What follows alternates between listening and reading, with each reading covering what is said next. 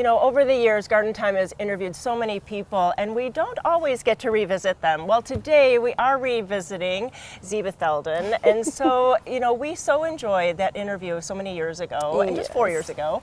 But it's so fun to meet with you again. So kind of for the folks at home, if you can kind of tell us, like, what do you do? Sure.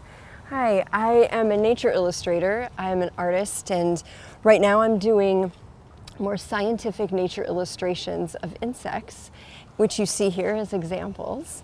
And I also teach classes, I do workshops, I teach private lessons, and then I exhibit my own work in different kinds of galleries and museums, both here in the United States and across the world. And you're an author, because she has a book coming up, and we'll talk about that later. But Exactly. We were so just enthusiastic about your illustrations, because you don't see too many artists get these fine details of insects. Exactly. It's interesting to me how insects are perceived.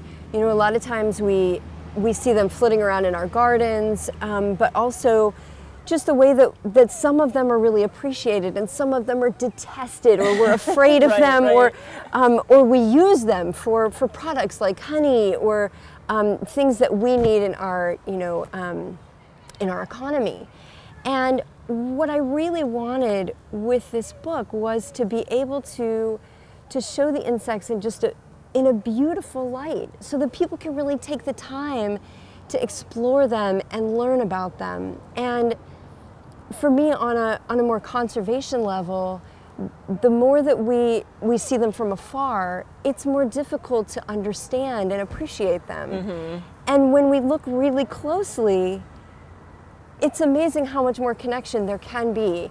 And in this book, it's really nice to be able to take that time and draw and paint and illustrate to appreciate what we have and to make that connection.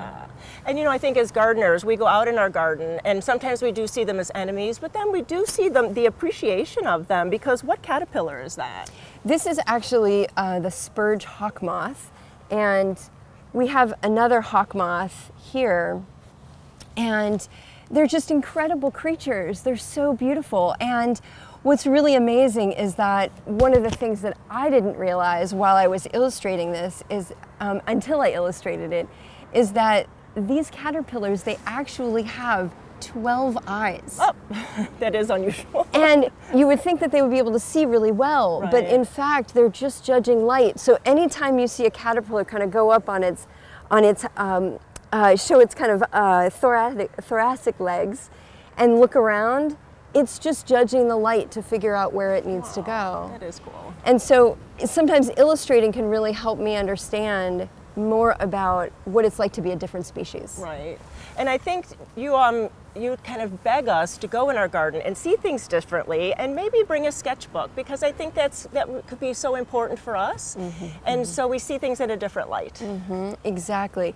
When you're in your garden, it's so lovely to be able to just spend time with the flowers and spend time with actually your neighbors. These are the these are the plants and the animals that are sharing your space, and to be able to enjoy them and appreciate them. So this is also beautiful, and you have to tell us about this book coming up. Yes, I'm very excited about it. So the book itself is titled The Butterfly Artist, and it is really giving students a time to fill in the gaps, to really learn about the foundation of creating each of these pieces, and that they're really just built up in layers, simple layers that are possible to create, and then you create this amazing artwork.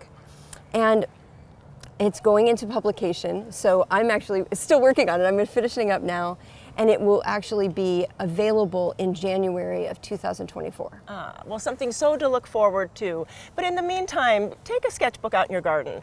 You know, start small, you can get bigger later, but you know, I think that you have given us that permission to start and do it. And I think that is really what we all need. And just hold our hand and just go for it. Exactly, I'm here for you. Well, if you have any other questions, please go to Zebith's website. We'll have that link on Garden Time. You can see a lot of her artwork and see about classes going on and what's going on with this amazing artist. Thank you so much for meeting with us. Oh, thank you. I really appreciate it.